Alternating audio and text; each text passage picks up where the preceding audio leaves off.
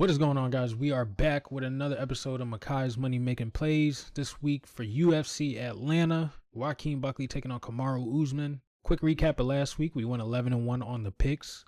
Lock of the week hit. Kevin Holland money line with the Patchy Mix. Mario Batista fight to go the distance. Plus 120 cash. First parlay lock of the week for the channel to hit. I was super excited for that one. I really should have just went Mario Batista money line because he put a whooping on Patchy Mix. But we are back this week with UFC Atlanta. We're going to go into the lock of the week, my most confident picks, and then we're going to go to our favorite underdogs and wrap the video up with Makai's Money Making Plays. So make sure you guys like, comment, and subscribe, and let's get this video underway. All right, we're back on the winning streak. We got a 1 week. All right, so we're back in the W column, definitely trying to get, 2 weeks in a row. We had a little bit of a run where we missed 2 picks in a row, but hey, all it takes is one. And Kevin Holland and Mario Batista, Patchy Mix, they all held it down for me. Hit the first parlay.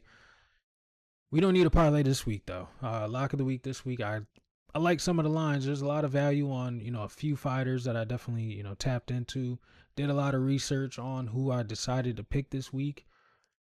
I think I got a good one. I like the price. I get why the odds are what they are. But I think we're going to win on this one. I got a really good feeling. Definitely trying to go back to back. Definitely trying to maximize the value here. The line has been moving a lot. So you could catch it, depending on when you played it during the week. I'm looking forward to locking it in tonight. I really like the price here. Line has definitely been swelling. But let's not waste any more time, guys. Let's get into UFC Atlanta's lock of the week. Undisputed UFC bantamweight champion of the world, Cody "No Love"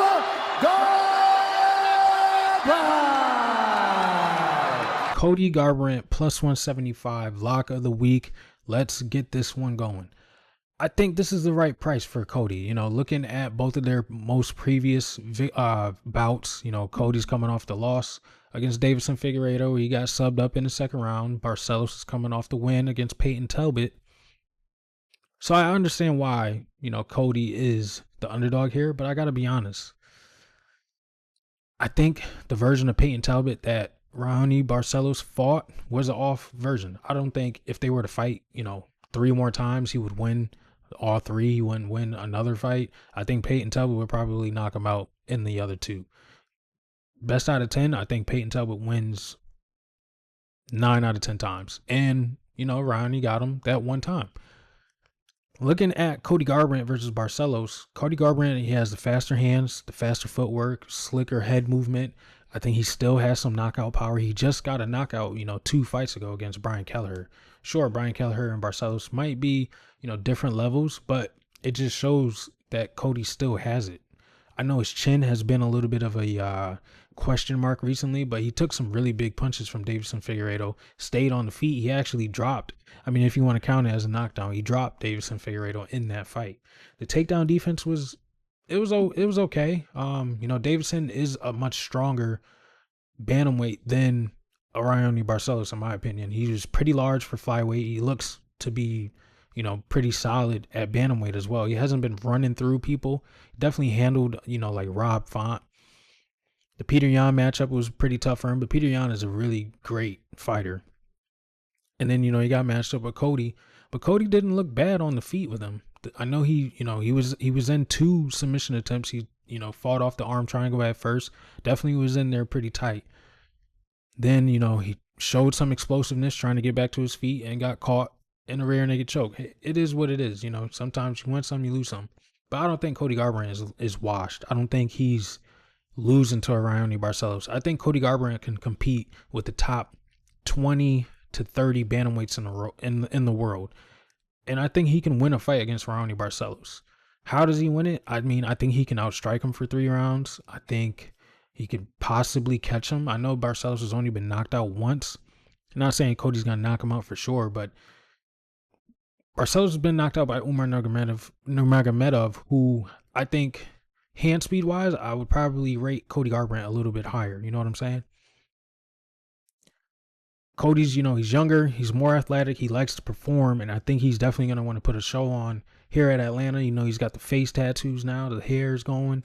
I think this is going to be a more performative version of Cody Garbrandt, and I think he will perform to maybe not championship level, but somewhere close to it.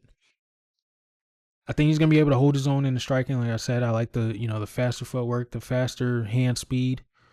I like the counters from Cody Garbrandt. I think he's definitely going to be able to counter, Barcelos' jab. He throws it pretty long. It stays out there for a little bit. I think he might be able to, roll under and catch him with a nice little hook. And wrestling department, Cody Garbrandt could definitely, fight off some takedowns. The footwork, he'll be able to move around the octagon a lot better than a Barcelos. And I think he can win this fight. 3 rounds, a knockout, maybe, gets a ground and pound, who knows. But I definitely think Cody Garbrandt is live to win this fight. So plus 175 for the former champion. I'll take it all day. Give me Cody Garbrandt for the lock of the week. Next up, we're going to the most confident picks. And I had to put up my boy, Malcolm Wellmaker. We got Umar Sy, Rodolfo Bellato, Joaquin Buckley. Some really heavy lines on this card. But starting with Malcolm Wellmaker, I definitely think he's going to look everything like a minus 2,000 favorite. I think he's going to cave Chris Moutinho's face in. Knockout is definitely live. He said he wants to knock out. He wants to show that he can be, a better striker than a Sean O'Malley, who the stoppage was kind of questionable with Chris Moutinho. I think Malcolm's definitely trying to stamp it. So take the refs out of it and just show you what he's capable of. The knockout over Simon, I told you guys on this show well before it happened that it was going to happen. This dude is special. The hand speed, the counters, the slickness, the timing, the precision. Malcolm Wellmaker is the truth. And, he got this fight on short notice, similar to Joshua Van. He's looking to get in there as frequently as he can, make his way up the top. And I think adding Chris Moutinho to his resume with a nasty knockout, which I believe will come through, is going to look amazing. So Malcolm Wellmaker minus 2,000, and you really can't bet it, unless you're putting 2 stacks down. I would put 2 stacks down if I had 2 stacks to put down. But I definitely think Malcolm Wellmaker gets the knockout in this fight. The knockout prop, I want to say, is like minus 300, minus 400. Let's see. Knockout for Wellmaker. Minus 300. So definitely trying to parlay piece that up. But let me not get too ahead of myself. We got the money making plays coming up pretty soon. Moving on, we got Umar Sy minus 800. Like I said, in the prediction video, I've never been a big fan of Alonzo Menifield. I don't like his IQ. I know he has power in his hands. I know he can probably knock out Umar Sy, but Umar Sy is pretty slick. I like his footwork. He's pretty elusive too for the weight class. The grappling is pretty good. I think he can secure Alonzo Menifield on the mat, possibly find a submission. Ground and pound is live. I think he's the much better fighter in this matchup, and this is a really good, path for him to get into the rankings. Like I said, I've never been an Alonzo Menifield believer. He's gonna have to truthfully beat me in order to, stop betting against him. I picked Julius Walker against Alonzo Menifield. It went wrong, but can't tell me Julius wasn't in that fight. He got hit with some big shots, but he took it to Alonzo. I think it was a split decision, so I think Umar Sy is going to finish this fight inside the distance for sure. And look, every bit of a minus 800 favorite. Moving on, we got Rodolfo Bellato. This fight has been rescheduled versus Paul Craig, minus 400. Line was pretty similar, on the first booking. Bellato had to pull out because of a infectious disease breakout. If you guys know what it was, then you know what it was. But I do think Bellato gets the knockout. He was part of my lock of the week parlay. It was Bellato and Nursultan Ruzaboyev inside the distance. Of course, that fight got canceled. Ruzaboyev did not finish the fight with Dustin Sots, which actually was a pretty competitive back and forth. But I think Bellato gets the job done this week. I think he's going to knock Paul Craig out, send him out of the UFC, send him into retirement. He could even, get a submission here. I just would prefer him not to play the jiu-jitsu game with the Paul Craig, who is pretty dangerous off of his back. You got to, give him some respect there. You finished champions, Jamal Hill, Magomed Ankalaev. But him failing at 185 and then moving back up to 205 doesn't really sit well with me. He's coming off the Bo Nickel loss where he couldn't really get any striking going against a guy who could not strike at all and didn't want to wrestle. I think Bellato is going to knock him out. I know he has been, dropped a few times, but Paul Craig doesn't throw heavy hands. He's not, he knocked out Andre Muniz, but he's not going to knock out Rodolfo Bellato. And if he does, then hey, career revived, I guess. But I'm going with Rodolfo Bellato to get the knockout. Next up, we got Joaquin Buckley, minus 270.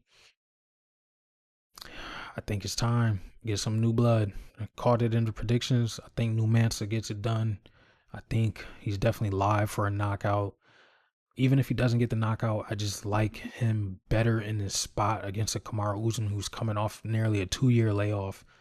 The knees have always been, worry for Kamaru. The striking hasn't really evolved since, I would say probably the Masvidal fight.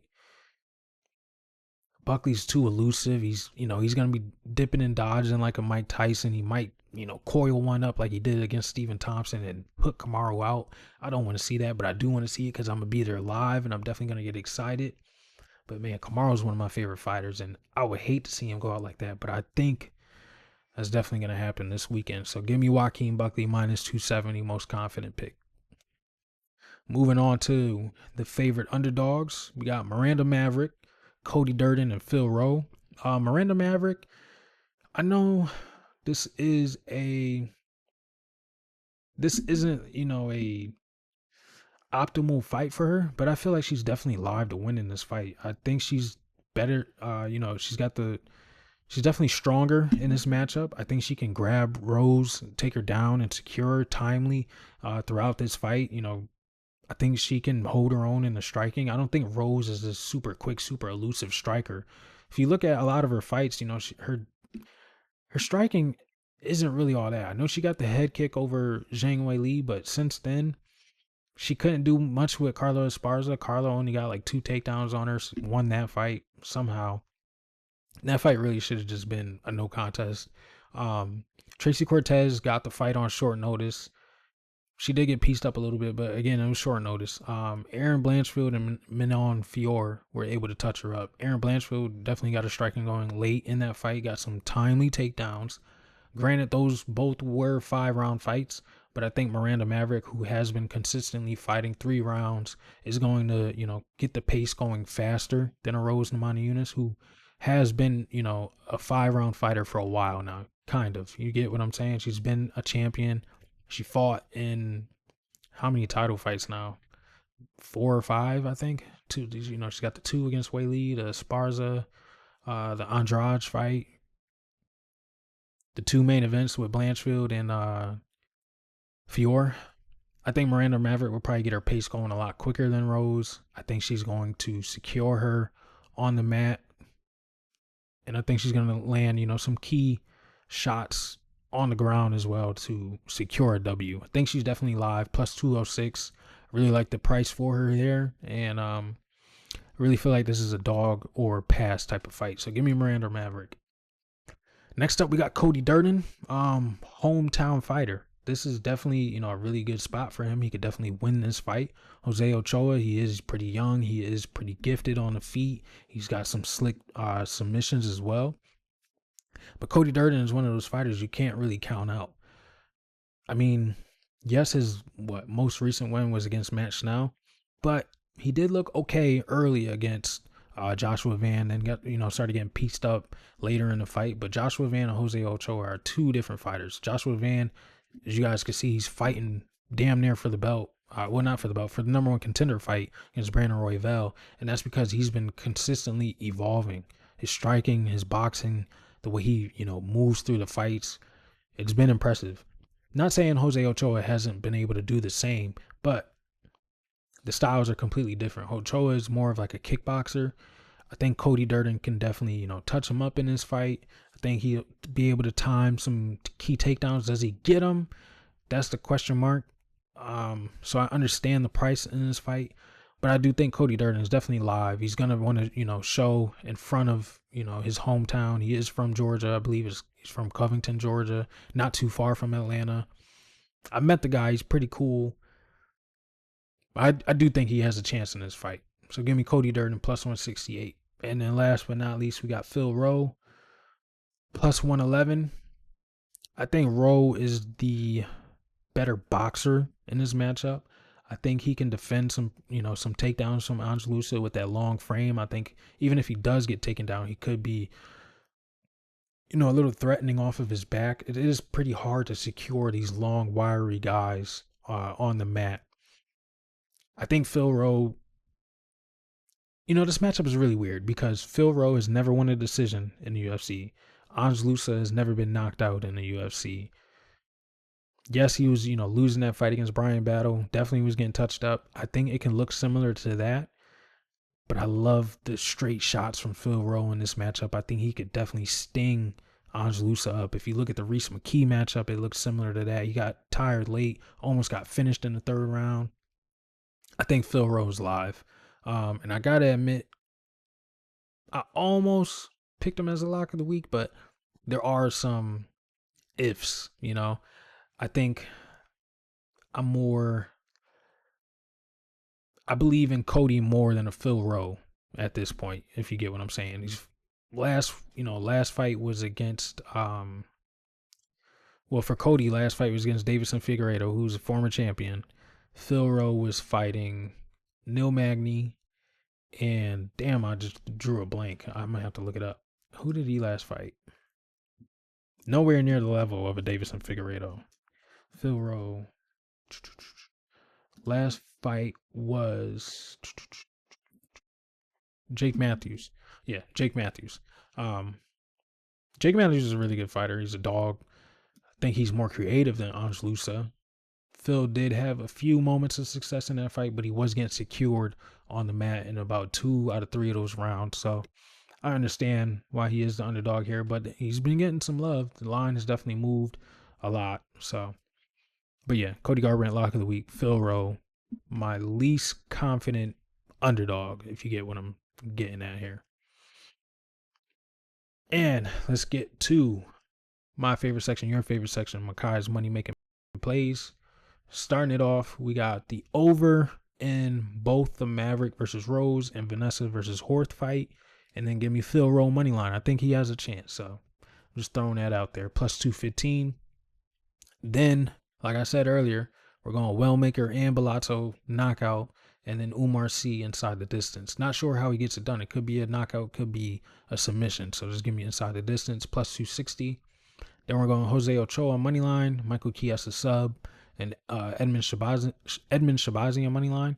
I think Edmund could definitely, sting Andre Petroski up. I think he could definitely get a knockout here. Maybe he wins 2 out of the 3 rounds, and then he's looking, a little tired in the third round. Petroski gets some takedowns, secure some, some ground control. So just give me the money line there. Plus 602. And then the big bang, we got Chiesa sub, Buckley knockout, and an over 1.5 Durden versus Ochoa. I think the Durden versus Ochoa fight definitely goes the over 1.5. First round, I think there's going to be some, wild exchanges. I think nobody gets hurt, but definitely a pretty scrappy fight early on. And then, like I said, I think Buckley probably finds the chin of Usman and he puts him out.